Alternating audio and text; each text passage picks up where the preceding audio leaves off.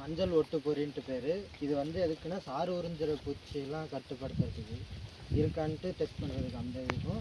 இது வந்து பூசி ஏற்கனவே ட்ராப்பாகவும் விற்குவாங்க. இல்லைன்னா நம்ம இந்த மஞ்சள் கலரில் ஏதாச்சும் ஒரு மஞ்சள் கலர் வந்து அந்த பூச்சி வந்து இருக்கும். அதனால அது வந்து இதில் வந்துச்சுன்னா இதில் பிசு பிசுப்பாக எண்ணெய் அந்த மாதிரி நம்ம எண்ணெய் தடவிக்கணும். இந்த மாதிரி மஞ்சள் கலரில் இருக்க பொருள் ஏதாச்சும் கட்டிட்டு பிளாஸ்டிக் கவர் ஏதாச்சும் கட்டிட்டு அதில் பிசு பிசுப்பாக எண்ணெய் மாதிரி ஏதாச்சும் தடவி விட்டால் அந்த தாய்ப்பூச்சி வந்து இதில் ஒட்டிக்கிடும். பூச்சி வந்து இதில் ஒட்டி அட்ராக்ட் ஆகுதுன்னா இதில் வந்து உட்காந்துச்சுன்னா ஒட்டிக்கும், இதில் மாட்டிக்குங்க. இது முக்கியமாக இதுக்கு வந்து ரூகோஸ் ஒயிட் ஃப்ளைன்னு ஒன்று வெள்ளை அதுக்கு தான் இது அதிகமாக தென்னை ரொம்ப தாக்குது. தென்னை அதிகமாக தாக்குது, அதுக்கு யூஸ் பண்ணுறாங்க. இதில் வந்து சும்மா இந்த பிளாஸ்டிக் மாதிரி கட்டிட்டு எண்ணெய் தடவி கூட விட்டுலாம். அது என்னன்னா அந்த எண்ணெய் வரைச்ச மத்தியில் அதில் ஒட்டிக்கிடும். அந்த ரகுல எண்ணெய் படம் ஒட்டிக்கிடும். அதில் அந்த தாய்ப்பூச்சி அழிஞ்சு போகும். இல்லைன்னா தாய்ப்பூச்சி போய் நிறைய முட்டை போட்டு அது பெருகிட்டே இருக்கும். அதான் மருந்து வைக்கிறதுக்கு பதில் இயற்கையாக கட்டுப்படும். சரி சரி கொஞ்சம் பிசுக்கு.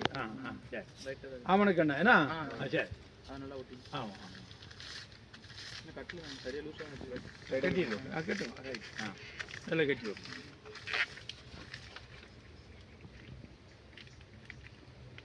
തലയിൽ തെച്ചിട്ട് നമ്മ ഓണത്തിന് തലയിൽ തെച്ചിട്ട് വരുവാണ്. അടൂറുകൾ പറ്റും. മറ്റേ അവ അണ്ണൻ വരുമ്പോൾ ചെല്ലും அவரு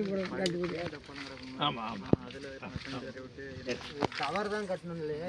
மஞ்சள் இருந்தா என்ன நீங்க சும்மா இதுல மஞ்சள் கலர் பெயிண்ட் அடிச்சு கூட ஆயில தடவி அது வந்து ஒட்டு. சரி அடுத்தது அதை போட்டுருமா?